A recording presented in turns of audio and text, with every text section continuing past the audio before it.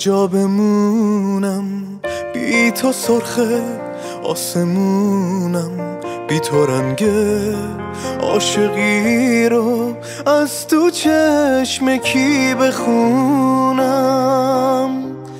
واسه لمس تن سردم دست گرم تو نیازه، بی تو قلب غم گرفتم جون به تاریکی میبازه. یادت روزی که با هم رسیدیم اول جاده، گفتی تا آخرش هستم اگه سختیشم زیاده. با تموم آرزوها پا توی جاده گذاشتیم، دیگه راهمون یکی بود. چه روزای خوبی داشتیم، چه روزای خوبی داشتیم.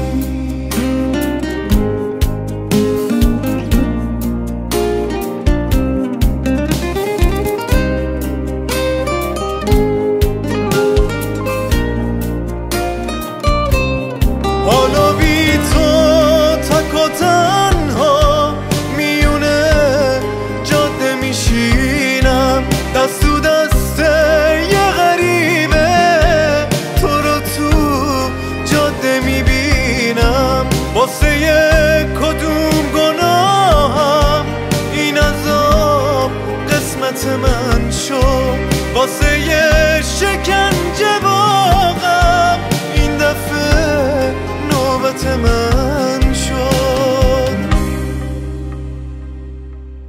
واسه بی پناهی تو که دلت خونه غم بود، جون پناه امن و پاکه شونه من مگه کم بود.